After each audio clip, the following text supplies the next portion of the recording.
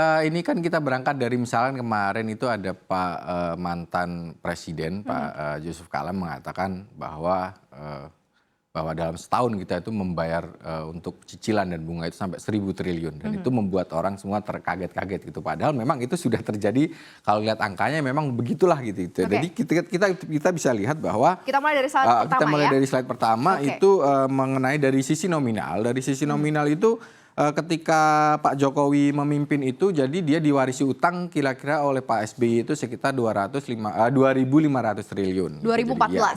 Iya, 2014. 2014, oke. 2014. Nah, kemudian dengan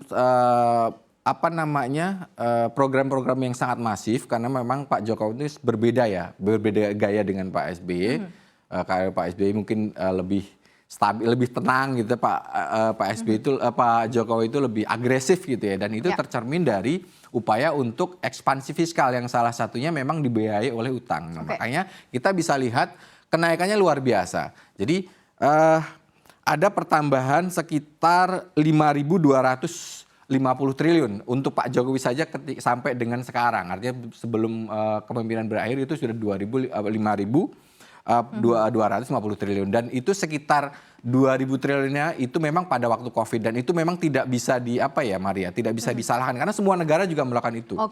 Karena memang pada waktu itu ekonomi jeblok, pajak jeblok, sehingga memang pemerintah butuh biaya yang sangat besar dan sehingga berhutang, dan itu sangat wajar dilakukan semua negara. Jadi memang menjadi jumbo, jadi menjadi sekitar 7.000. Jadi kalau bisa dikatakan bahwa secara normal itu utang yang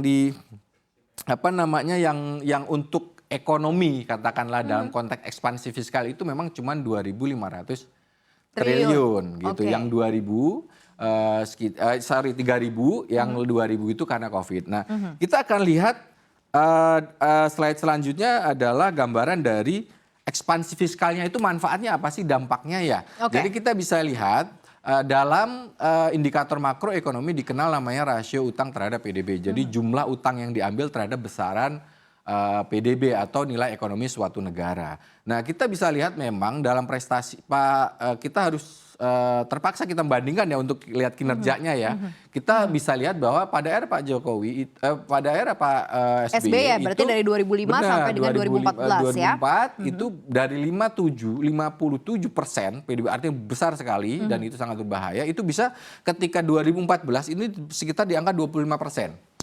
Sangat jauh turunnya gitu. Nah, kemudian di zaman Pak Jokowi, karena tadi kita sudah sebutkan sangat ekspansif, dia naik, dan ini karena terjadi Covid, ini kita bisa lihat yang angka 2.000 triliun itu menaikkan rasio sekitar 10%, dan itu kita berakhir di tahun ini di 38%. Nah, kalau kita bisa lihat sebenarnya, padahal catatannya Mas Faru, saya sedikit, padahal catatannya sebenarnya di era 2008 ini pun juga ada krisis ya, global sebenarnya ya. Tapi ini prestasi yang bisa dilakukan ya. Artinya memang cukup baik ya kalau untuk pengelolaan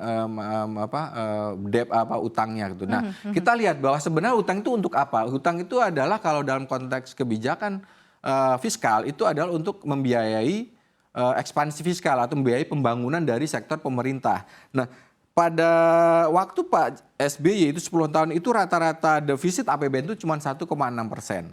1,6%. Tapi hasilnya rata-rata pertumbuhan ekonomi bisa hampir 6%. Nah, kalau kita lihat pada zaman Pak Jokowi dengan utang yang sangat masif tadi, itu rata-rata defisit APBN-nya itu 3%, hampir 2 kali lipat.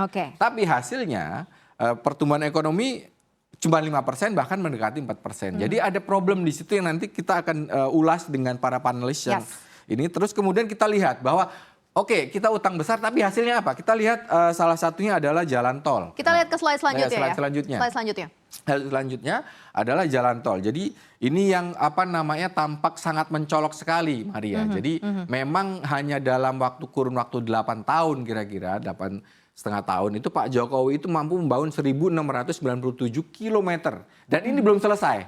Masih akan terus sampai beliau tahun 2024. Nah, artinya apa? Dan ini prestasinya itu di atas semua presiden yang ada gitu. Jadi 5 kali lipat dari zamannya Pak SBY, 3 kali di zamannya lebih panjang daripada Pak Soeharto. Jadi memang ini prestasi yang belum pernah. Jadi mungkin Bapak Tol ya kira-kira atau Bapak Infrastruktur nanti. Bapak Infrastruktur Indonesia atau, ya. Atau Bapak Tol nanti biar publik sebenarnya yang menilai sebenarnya apa namanya. Tapi ini kan jalan berbayar. Yes. Kita lihat anggaran yang sekitar 4.000 triliun itu yang infrastruktur itu apa saja hasilnya. Kita lihat slide selanjutnya untuk jalan yang tidak berbayar, jalan biasa. Jadi jalan yang tidak berbayar itu dibagi menjadi 3, jalan negara, jalan provinsi, dan jalan kabupaten dan kota.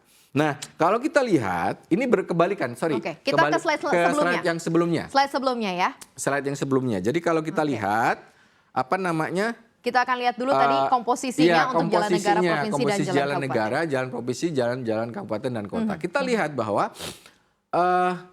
ini berkebalikan dengan tol. Pak SBY bisa membangun jalan apa namanya tidak berbayar itu 5 kali lipat dari zamannya Pak Jokowi. Jadi berbanding terbalik. Sangat prestasinya Pak SBY cukup bagus. Itu hanya dikalahkan oleh Pak Soeharto yang rezim Orde Baru 32 tahun. Jadi wajar gitu ya. Bahkan sebenarnya Bu Megawati cukup panjang ya untuk apa namanya untuk durasi 2001 sampai 2004 untuk 4 ya, di tahun dia bisa 10.000 gitu.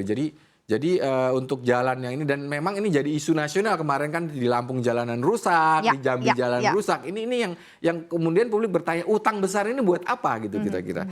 Nah kemudian kita bisa lanjutkan lagi beberapa capaian. Jadi mungkin jalan tol itu ikonnya Pak Jokowi ya, tapi memang infrastrukturnya Pak Jokowi tidak hanya jalan tol. Kita lihat di slide selanjutnya. Oke, kita ke slide selanjutnya. Ya.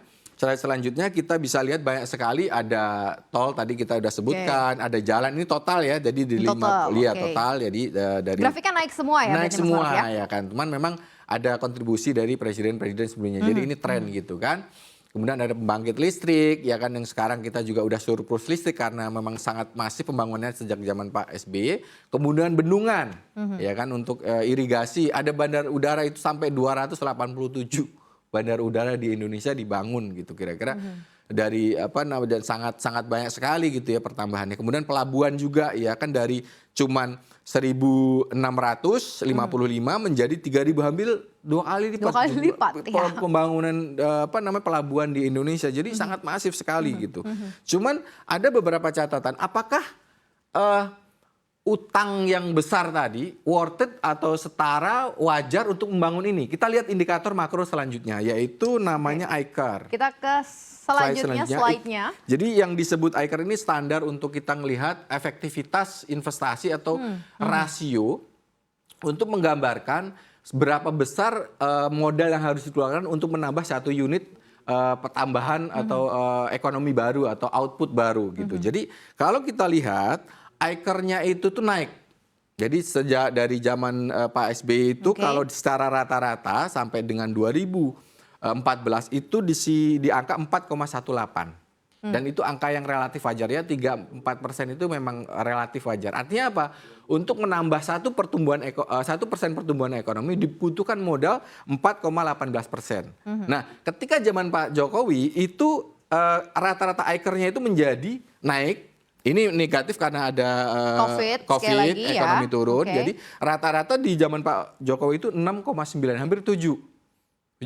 Jadi angka ini berarti drastis ya kategorinya. Drastis peningkatan. Artinya apa? Jadi kalau zaman Pak Jokowi untuk 1% dia butuh nambah 7. Kalau zaman Pak dulu sebelumnya cuma nambah 4. Jadi kan boros gitu ya. Kira-kira jadi itu gambarannya gitu. Jadi ada rupanya utang yang besar tadi itu rupanya ada catatan, rupanya terlalu boros gitu, terlalu tidak efisien gitu. Dan kita juga bisa kembali lagi kenapa kita berhutang banyak. Kita slide selanjutnya mungkin ini yang menjadi yang terakhir bisa menjelaskan kenapa utangnya terlalu besar. Itu adalah rasio pajak terhadap PDB. Jadi jumlah penerimaan pajak terhadap PDB. Nah, kalau kita bisa lihat trennya memang ini sejak ini krisis 2008 yang membuat banyak sektor usaha bangkrut hingga turun gitu kan. Berarti ini zaman Pak SBY ya sebelumnya ya. Sampai kira-kira di sini ya kan di angka sekitar di atas 11% lah. Nah, kemudian di zaman Pak Jokowi ini turun trennya. Padahal yang menjadi catatan adalah tahun 2014, Departemen Keuangan itu atau Kementerian Keuangan itu melakukan reformasi perpajakan. Dan itu membutuhkan biaya yang cukup besar. Reformasi perpajakan, gaji pegawai pajak besar, integritasnya baik, sistemnya lebih baik. Tapi tax ratio-nya rendah. Nah ini ada apa gitu? Dan ini kenapa? Karena pajak tax ratio yang rendah ini membuat Pak Jokowi ketika ngutangnya harus lebih banyak gitu kan. Defisit fiskalnya tadi saya sebutkan 3% rata-rata gitu kan. Jadi itu Maria yang mungkin kita bisa diskusikan gitu ya antara kaitan antara hutang kemudian realisasinya dan sebenarnya kita lihat pendapat para panel para ahli nanti.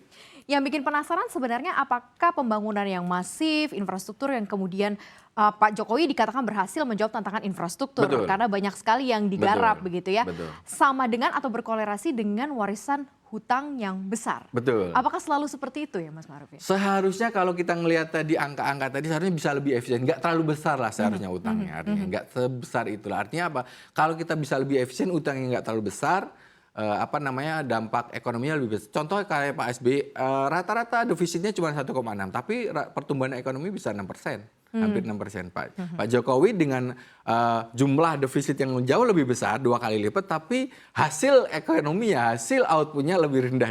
Itu yang menarik kita diskusikan. Kenapa? Dan itu menjadi PR ke depan karena harus dilanjutkan mau bagaimanapun untuk capres-capres yang akan berlaga di 2024 nanti.